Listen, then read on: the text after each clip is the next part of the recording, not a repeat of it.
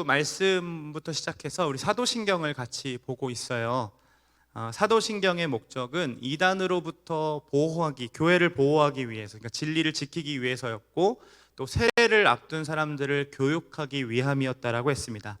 이 당시에는 글자를 모르는 사람들이 많았고, 또 필사본이 없었기 때문에 이 구두로 전해줘야 됐거든요. 근데 이 사람들에게 전해줄 수 있는 가장 좋은 게 뭘까라고 했을 때 이 몇 개의 조항으로 기독교 진리 안에서 벗어나지 않도록 믿는 바를 고백하게 만드는 것. 그래서 사도신경이 필요했고 그것을 고백하고 교육했습니다. 그래서 우리는 이 사도신경만으로도 하나님이 누구신지를 알아갈 수 있고 그분이 무엇을 하셨는지를 배울 수 있습니다. 또한 알아갈 뿐만 아니라 우리의 입술로 고백할 수도 있고, 고백하는 것을 넘어서서 삶으로 살아내며 또 누군가에게 하나님이 어떤 분이시고 예수님이 어떤 분이시고 성령님이 어떤 분이신지를 설명해 줄 수 있다라는 거예요. 지난주에 우리는 사도신경의 목적과 그리고 전능하신 하나님 아버지, 그리고 천지를 창조하신 하나님이 우리의 아버지가 되신다는 사실에 대해서 나누었습니다. 그래서 지금도 우리 아버지께서 우리의 인생 가운데 거하셔서 다스려가고 계시고, 그리고 그 다스림을 믿는다면 삶의 영역에서 도전해 볼 수 있다라고 우리 지난주 말씀을 통해 함께 나누었죠. 여러분, 한 주간 그 아버지와 함께 동행하셨습니까? 거기서도 하나님의 일하심을 경험하셨습니까? 네, 그렇게 매일매일 고백하기를 소망합니다. 사도신경에는 나는 믿습니다라는 말이 몇 번 나오죠? 네, 3번 나온다 했습니다. 성부 하나님, 성자 하나님, 성령 하나님에 대한 믿음을 고백하는 것인데 그 중에서 가장 많은 분량을 차지하고 있는 게 누구일까요? 성자 예수님입니다. 하나님이십니다. 그 이유는 성경의 기록 목적이 예수 그리스도가 누구시며 그분이 하신 일에 대해서 기록하고 있기 때문이기도 하지만, 이 사도신경이 나올 때에 그때의 이단들이 예수님의 신성을 거부하는 자들이 너무나도 많았기 때문이 그래요. 당시에는 외부적으로 기독교를 탄압하고 견제하는 세력들이 있었습니다. 또한 내부적으로는 초대교회 첫 세대들이 이제 사망을 했고 다 하늘나라로 갔고 이제 구성원들이 변화되고 있는 시대였기 때문에 그때의 아리우스라는 이단들이 나타나서 이 신성을 거부하며 교회가 진리로부터 벗어나도록 자꾸 거짓된 가르침을 가르쳤습니다. 뭐라고 얘기했냐면 예수님은 하나님이 아니라는 거죠. 예수님은 하나님께서 창조하신 자라고 얘기하는 거예요. 그리고 하나님보다 열등한 존재가 바로 예수님이라고 얘기하는 겁니다. 이거 맞는 말입니까? 틀린 말입니까? 틀린 말인 거죠. 왜냐하면 삼위일체 하나님에 대해서 거부하고 있기 때문입니다. 소요리 문답 6문답을 이렇게 좀 가져왔는데요. 우리 6문을 제가 읽어드릴 테니까 6답을 한번 해볼까요? 하나님의 신격에 몇 위가 계십니까? 하나님의 신격에 삼위가 계시니 성부와 성자와 성령이신데 이 삼위는 한 하나님이시다. 본체는 하나요 권능과 영광은 동등하시다. 우리 하나님 예수님 그리고 성령님은요 모두가 본질에 있어 같고 권능과 영광이 동등하신 분이십니다. 그런데 이단들이 예수님의 신격을 거부하면서 성도들로 하여금 예수님을 제대로 바라보지 못하게 만들었다는 거예요. 그래서 사도신경은 예수님이 누구신지를 분명하게 선포하고 있고 예수님이 하신 일이 무엇인지에 대해 구체적으로 선포합니다. 오늘은 예수님이 누구신지에 대해서 선포하고 있는 그 외아들 우리 주 예수 그리스도를 믿사오니, 네 맞아요, 그거 틀어주시면 돼요. 이는 성령으로 잉태하사 동정녀 마리아에게 나셨다라는 저 큰 글씨의 부분을 함께 이해해보고 나눠보려고 합니다. 우리가 믿는 예수님은 누구십니까? 첫째로 우리는 이렇게 이야기할 수 있습니다. 고백할 수 있어요. 우리는 믿습니다. 누구를 믿습니까? 성부 하나님의 독생자를 믿습니다. 이 외아들, 독생자라는 말을 들으면 우리는 성부 하나님이 성자 하나님을 낳았구나라고 생각할 수 있습니다. 그렇다면 성부 하나님이 낳으시려면 누가 있어야 될까요? 성모 하나님도 있어야겠죠. 그래서 어머니 하나님을 통해서 낳았다라고 주장하는 것이 바로 하나님의 교회입니다. 제가 이렇게 얘기하니 갑자기 얼굴색이 막 바뀌면서 저를 쳐다보는 친구들이 있어. 제가 깜짝 놀랐네. 그런 식으로 이단을 쳐다보시면 돼요. 그래서 이 나았다라는 말은요, 생물학적 의미로 사용된 게 아니에요. 생물학적 의미로 인식하게 되면 예수님이 계시지 않은 적이 있다가 나아져서 계시게 되었다라고 얘기하게 되는 거죠.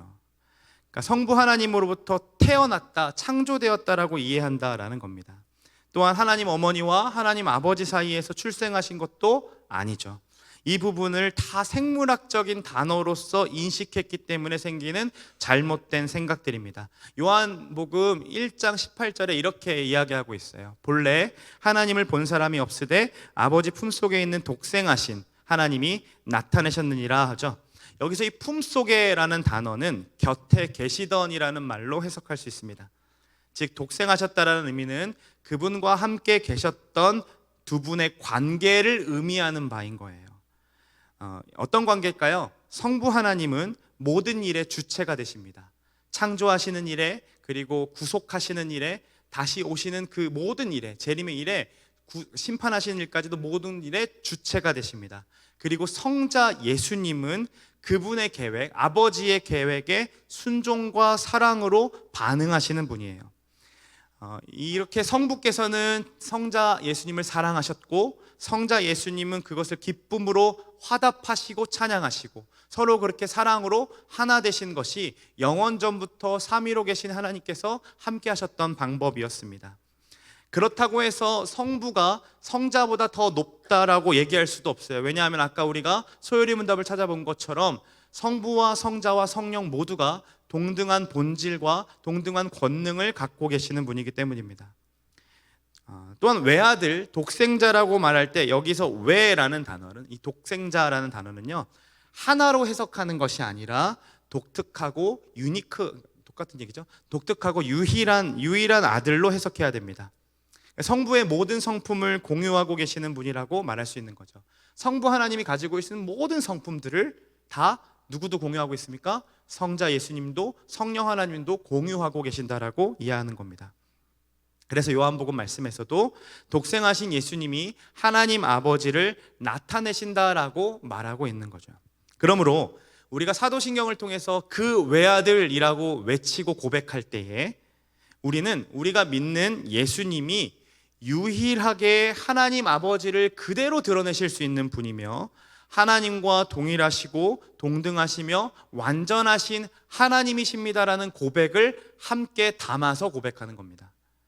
둘째로 우리는 이런 하나님을 믿습니다. 누구를 믿습니까? 예수를 믿습니다. 이 땅에 오신 하나님의 외아들의 이름은 예수입니다. 예수라는 이름은 헬라어이고 히브리어로 얘기하면 여호수아, 호세아라는 이름으로 사용됩니다. 그 이름은 여호와가 구원이시다라는 뜻을 가지고 있어요. 이름 좋죠? 그래서 이름이 너무 좋아서 구약시대뿐만 아니라 신약시대에도 예수라는 이름을 굉장히 많이 사용되었던 단어입니다. 그분을 위해 그래서 성경은 나사렛 예수라고 이름을 붙고 있죠. 진짜 구원자이신 분이 바로 나사렛에서 자란 예수님이라는 것을 이렇게 구별해주고 있는 겁니다.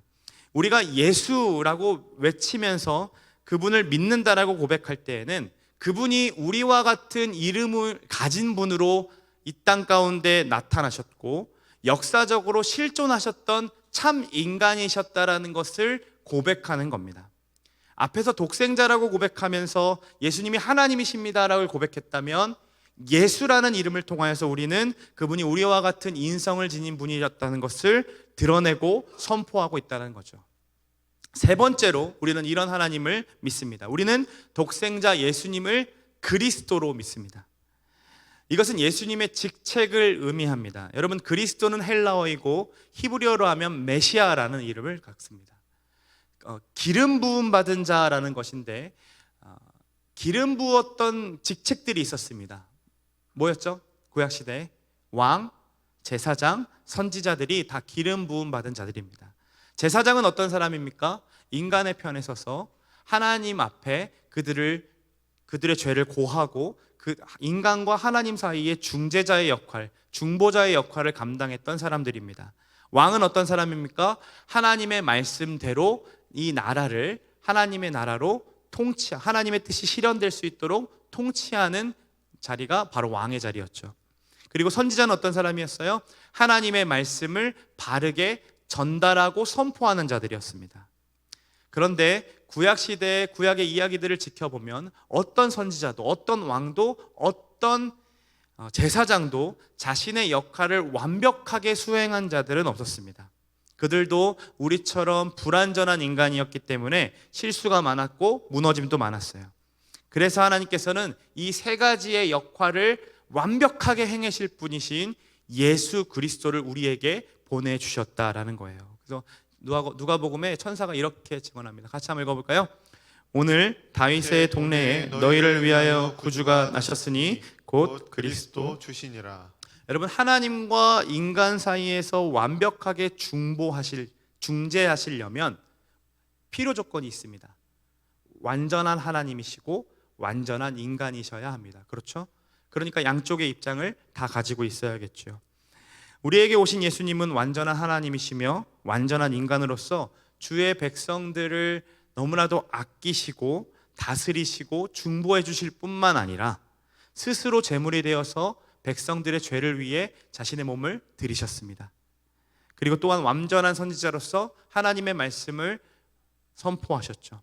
그래서 초대교회는요, 믿음을 갖고 그리고 그들이 받은 바가 너무나도 벅차서 항상 이렇게 전하고 가르쳤다라고 이야기하고 있습니다. 뭐라고 하는지 한번 읽어볼까요? 그들이 날마다 성전에 있든지 집에 있든지 예수는 그리스도라고 가르치기와 전도하기를 그치지 아니하였다.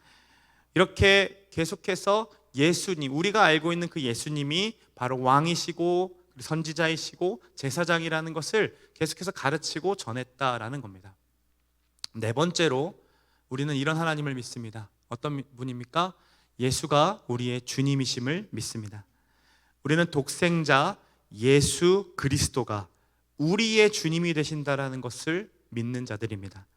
여기서 이 주님이라는 단어는 퀴리오스라는 단어인데 이 말은 곧 하나님을 의미하는 단어였습니다. 초대교회 당시에 로마 황제를 향해서는 퀴리오스라고 불렀습니다. 그리고 그 황제의 숭상 앞에서는 가이사만이 나의 주님이십니다라고 고백하면서 정말로 황제만이 나의 주님이시라고 고백하면서 자신이 황제의 종임을 인식하도록 만들었다는 거예요.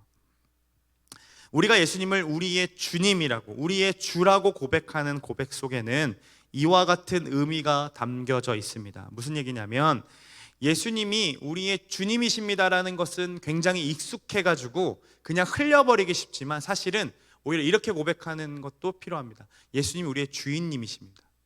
한 친구가 예수님 아버님, 예수님 주인님 이렇게 고백하는 기도를 들은 적이 있었는데 정말로 예수님이 우리의 주인이라고 하는 거죠. 그 고백 속에는 무엇이 담겨 있습니까?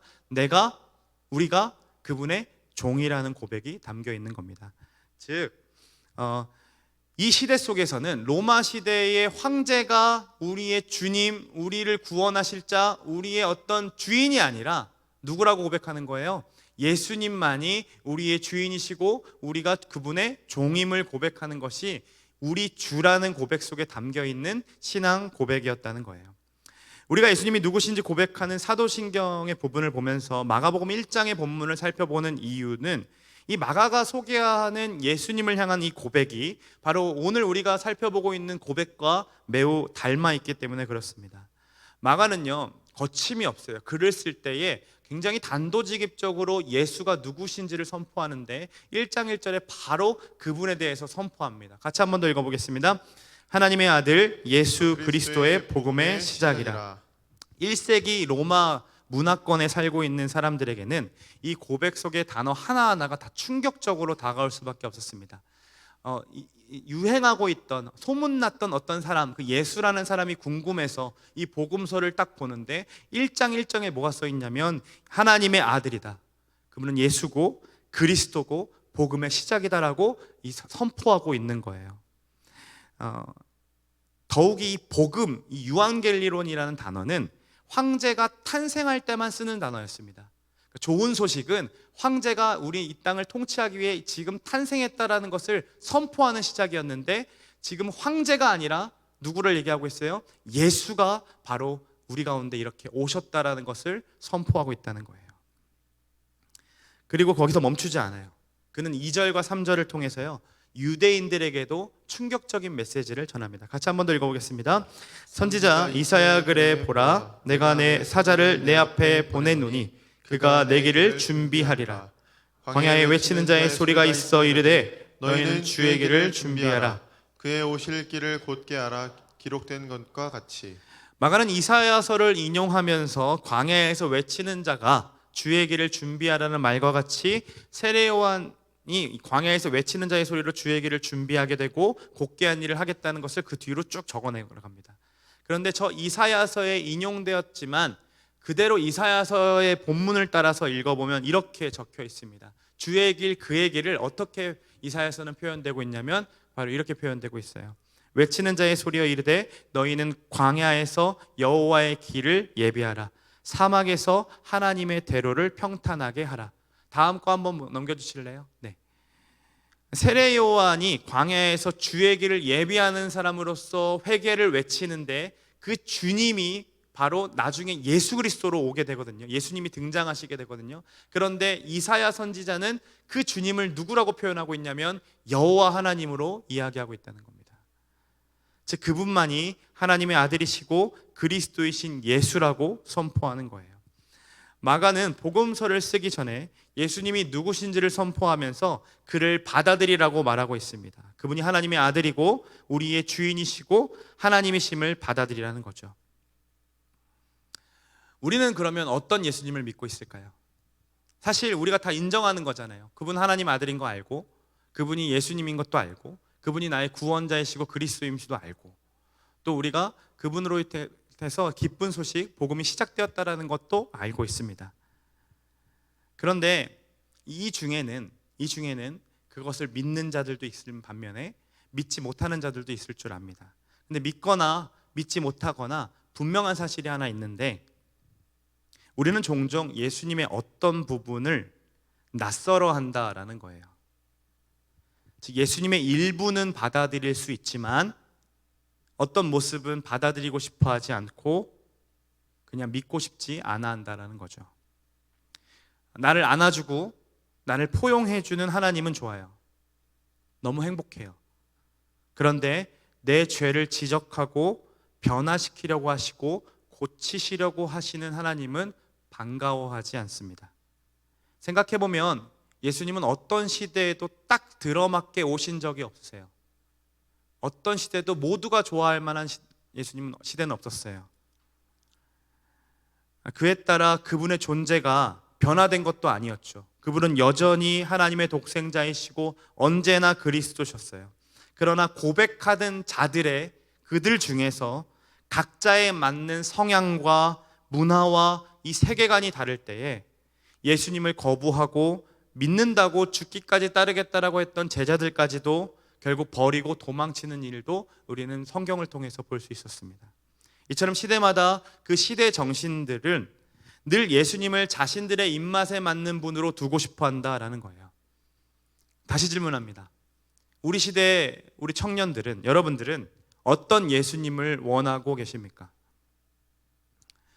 모두가 사도신경을 신앙으로 고백하고 예배하지만 우리는 각자 다 다른 예수님을 원하고 있을지도 모른다는 겁니다. 솔직하게 우리는 나를 이해해주고 위로해주고 사랑해주는 예수님을 원한다는 거죠.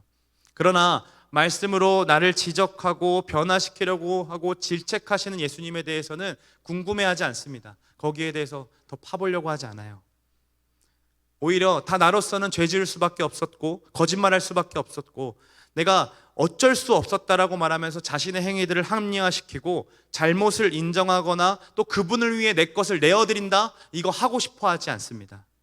그저 내 모습 이대로 사랑하시네, 내 모습 이대로 받아주시네 라는 그 하나님, 연약합니다, 실패합니다, 그러기에 주님이 필요합니다 라고 했을 때 나를 와서 안아주시는 하나님은 너무나도 좋아하고 그 하나님만을 찾는 거죠. 그 외아들 우리 주 예수 그리스도를 믿사오니라고 고백은 하지만 내가 갈망하는 방식의 예수님만을 생각하고 고백하기 때문에 우리는 그 고백을 하면서도 자라감이 없다는 겁니다. 분명 사도신경은 세례 교육을 위해서 만들어졌고, 그럼 이것은 진짜 성도가 성도되기 위해서 만들어진 고백이고, 또한 신앙의 성장을 위해 만들어졌다 했는데 그 속에 담겨진 의미를 지금 우리가 함께 나누어도 내 삶으로 고백하는 것이 아니기 때문에 자라가지 못한다는 거죠. 이것은 마치 사도신경 속에서 예수님을 유일한 하나님으로 인정은 하지만 완전한 중보자이심을 고백했지만 우리의 주님 곧 내가 그분의 종임을 거부하는 것과 같습니다. 여러분, 내가 갈망하는 방식의 예수님을 생각하고 고백하는 것은 잠시간의 위로는 줄 수 있지만 분명히 우리는 또다시 고독해지게 될 것입니다. 그분 앞에서 울며 고백할 수도 있어요. 그래서 속 시원해지는 것 같이럼 느껴질 수도 있지만 우리 안에 변화는 일어나지 않습니다. 왜 그렇습니까? 내가 고백하고 내가 원하는 예수님이 나에게 답하시는 거기 때문에 그래요. 즉 나를 닮은 예수님께 얘기하고 있는 거죠. 그것은 내가 만든 신인 겁니다. 예수님이 아닌 거예요. 우리가 살면서 성숙해지고 변화되는 과정을 한번 생각해 봅시다. 그 변화되는 과정 속에는요, 나를 닮은 사람들끼리에서 변화되는 게 아니라 나와 다른 사람들을 이해해주고 포용해주고 그 사람들과 함께 대화하고 나갈 때 우리는 성숙해지고 변화됩니다. 그런데 그런 사람들을 우리가 다 배타적으로 만나지 않고 그들의 이야기도 듣지 않고 언제나 나에게 좋은 이야기, 언제나 나를 품어주는 이야기만 하는 사람들끼리 모여다닌다고 생각해 보세요. 거기에 위로가 있을 수 있지만 궁극적인 위로가 될 수 없다는 거예요. 변화도 일어나지 않습니다. 이렇게 이야기하면 뭐야, 나 우리들 까는 거야? 라고 생각할까 봐 제 이야기를 좀 해볼게요. 제가 저를 좋아해주고 저에게 칭찬해주는 우리 청년들과만 어울린다고만 생각해 봅시다. 그러면 저는 아마 잘 서 있는 줄 알고 사역을 굉장히 잘하는 줄 알겠죠. 그런데 어떤 청년이 한 분 와가지고 이렇게 얘기하는 거예요. 목사님, 이거 지금 잘못하고 계시는 거 아세요? 사죄하세요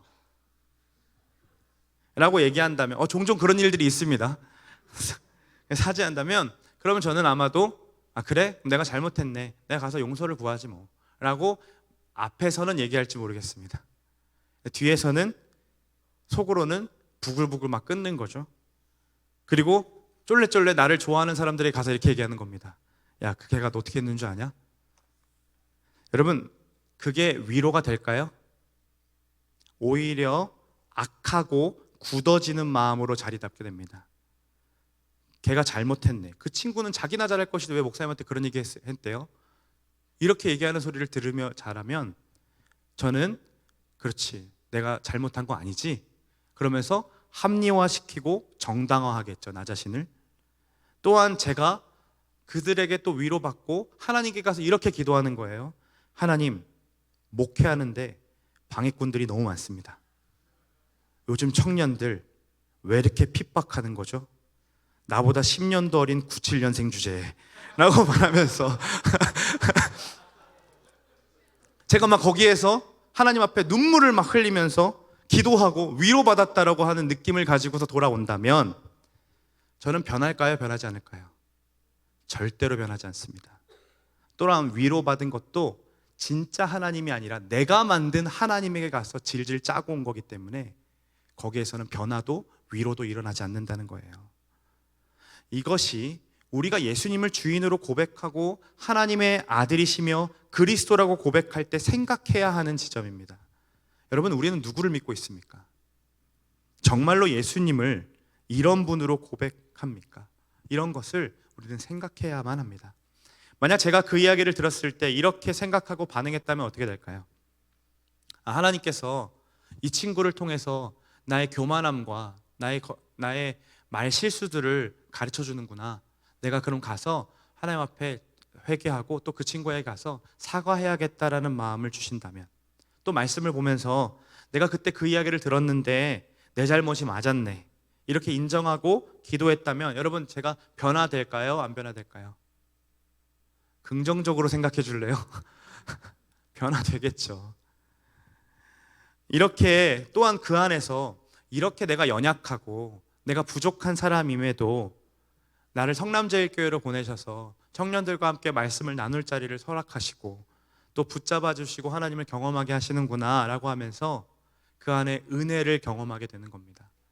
그리고 하나님이 나를 이 자리에 세우셨고 나에게 이렇게 내버려 두지 아니하시고 그냥 이렇게 교만하게 썩어지도록 내버려 두지 아니하시고 우리 청년들을 통해서 나를 가르쳐 주시는구나라고 생각하며 그 안에 진짜 은혜를 경험하면서 진짜 위로를 받게 되는 거죠. 나와 함께 하신다는 하나님 덕분에. 그런데 우리는요, 때때로 예수님을 에너지 드링크처럼 생각하는 건 아닌가라는 생각이 들었습니다.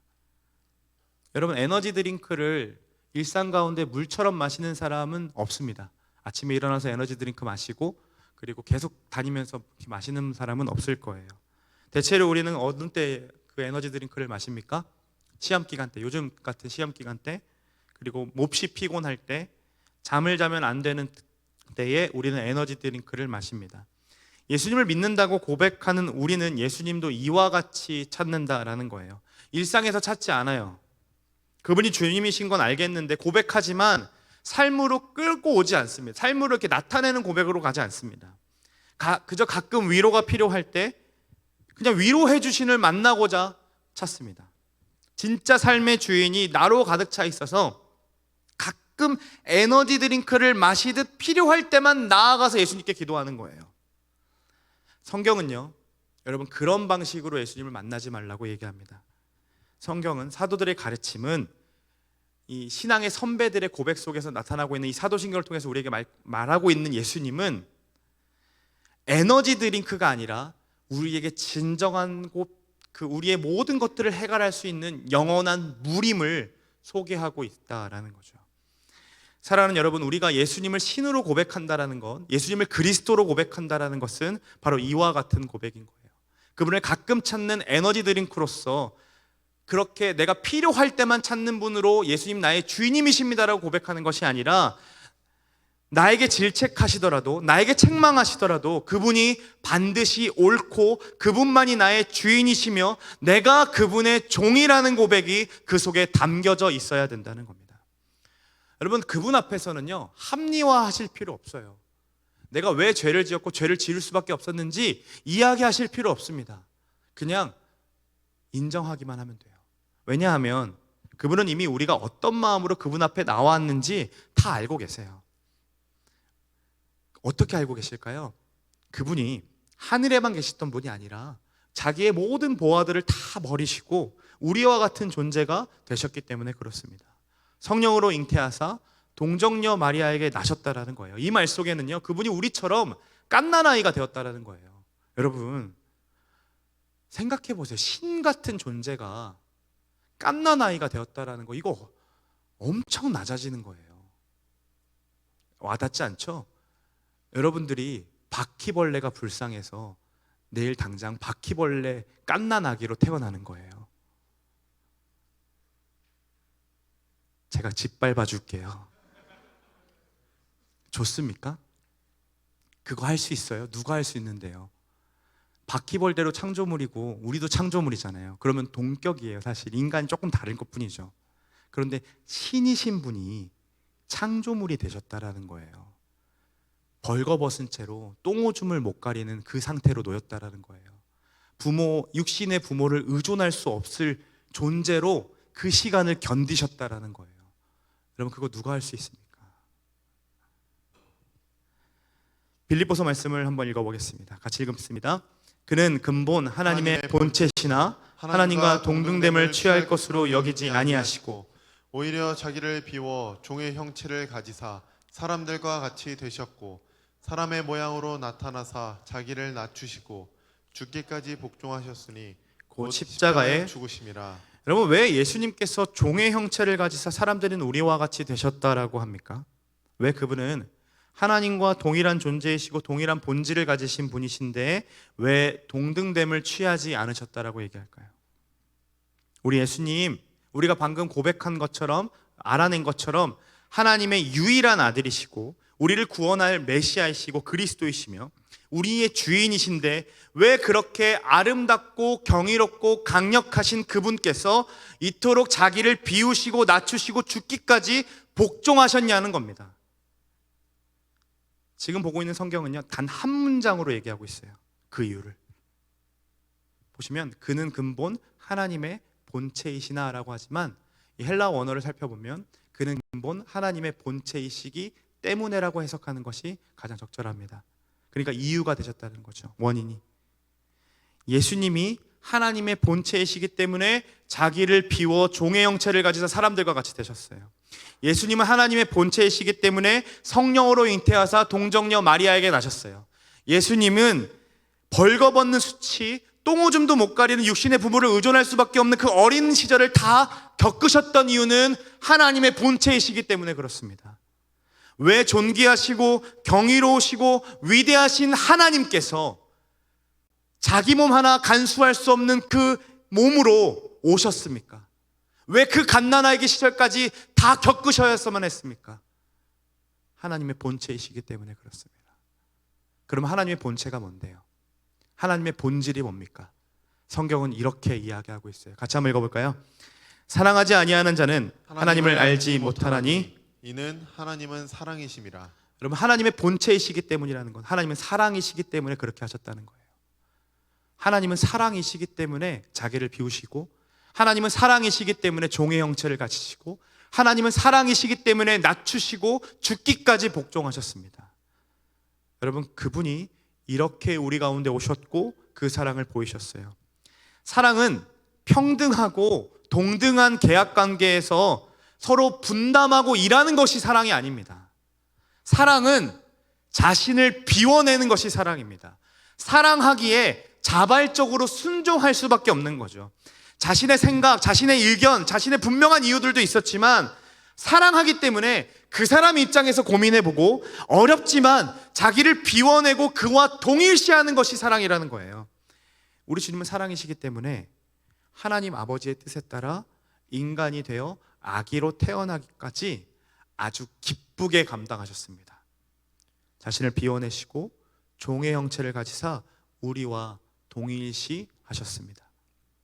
성령으로 잉태하사 동정녀 마리아에게 나셨다라는 이 믿음의 고백은 우리를 너무나도 사랑하셔서 우리와 같이 되셨다라는 것을 기뻐하며 고백하는 겁니다. 그런데 여러분, 거기서 그치면 안 돼요. 우리가 사도신경을 알아가고 고백하는 것도 중요하지만 사실은 살아내야 가능합니다.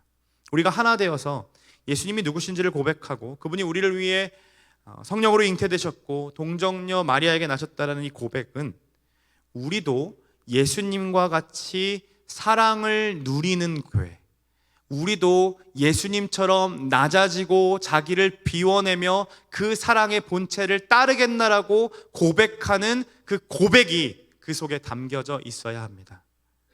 교회는요, 이해할 수 없는 사람들 투성입니다. 교회는요, 나와는 생각이 다른 사람들로만 가득 차 있습니다.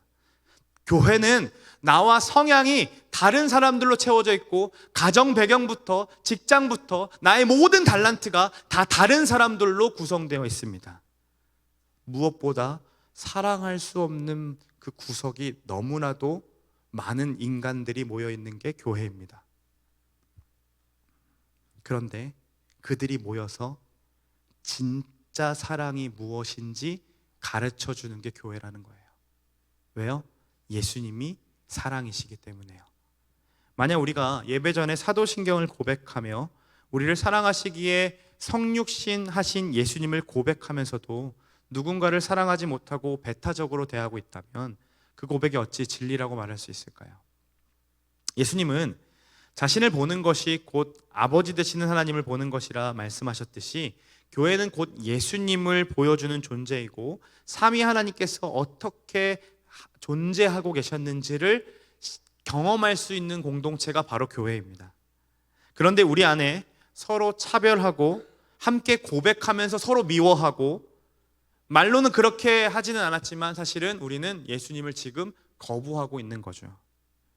그분이 나를 위해서 성육신 하실 필요는 없었습니다라고 고백하는 것과 같아요.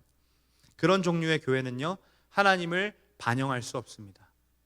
하나님을 반영하지 않기 때문에 그런 교회에 있다면 우리는 하나님을 배울 수가 없다는 거예요. 마찬가지로 교회뿐만 아니라 내가 사랑이 없고 누군가를 배타적으로 자꾸 치어내고 그리고 누군가를 이해하지 못하고 내 좋은 사람들만 끌어안기를 좋아하면서 그렇게 마을 모임, 그렇게 교회 공동체 안에 모임을 가져가고 있다면 우리는 그 안에서 하나님을 배울 수 없습니다. 거기서 하나님을 나타낼 수 없습니다.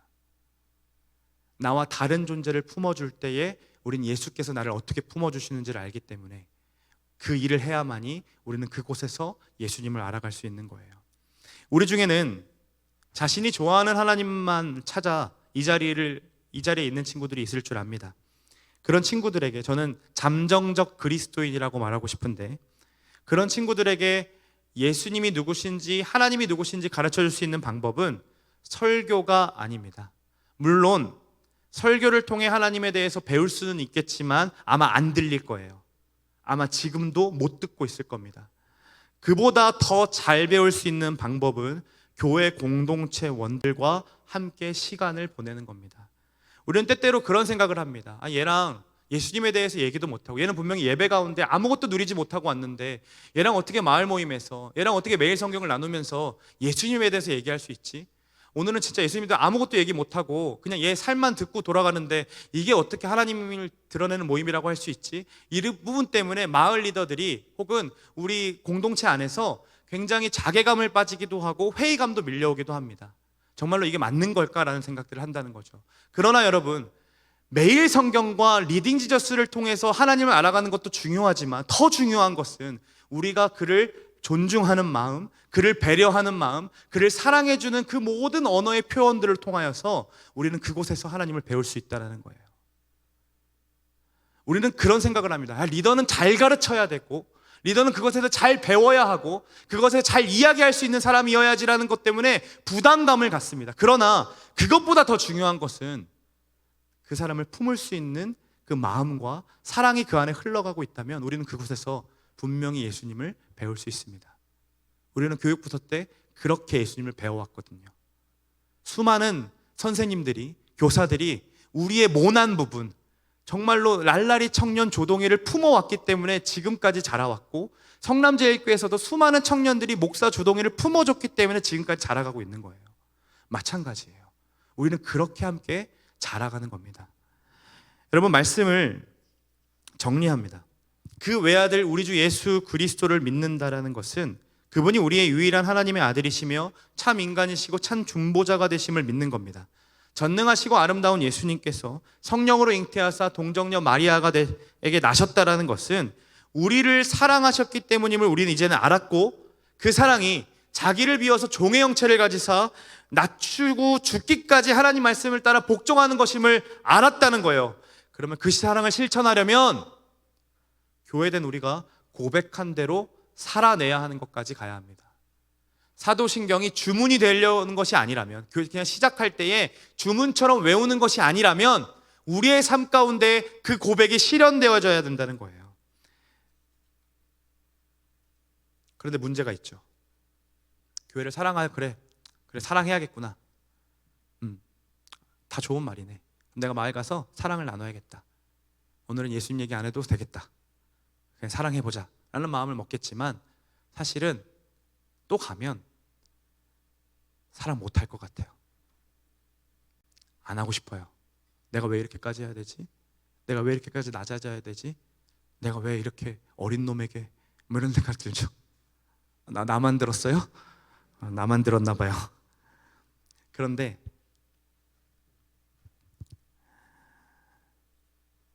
그 마음요, 우리 주님도 아신다는 거예요. 너무 하고 싶은데 할 수 없는 우리의 성정을 아세요. 너무 사랑하고 싶은데 그러지 못하는 우리의 마음까지 다 아세요.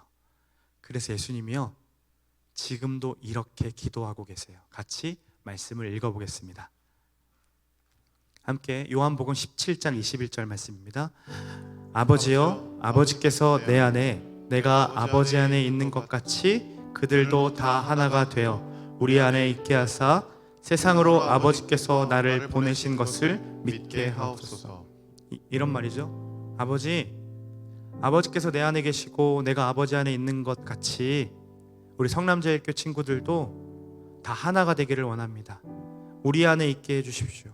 그래서 이들을 통하여서 이들이 보내신 삶의 현장에서 세상이 아버지께서 세상을 사랑하사 나를 보내셨다라는 그 사실을 믿게 해주십시오 라고 기도하고 계신다는 거예요. 지금도 우리 옆에서 중보자로서 일하고 계신다는 거죠. 여러분, 우리의 이 신앙 고백이 진짜임을 세상이 믿고 아는 방법은요, 삼위 하나님께서 하나 되신 것처럼 우리도 그분들처럼 자기를 비워내고 하나가 되는 것입니다. 즉 사랑함으로 하나 되는 것이 우리의 고백을 진짜가 되게 하고 그 고백으로 세상이 예수님을 알아갈 수 있게 한다는 거예요.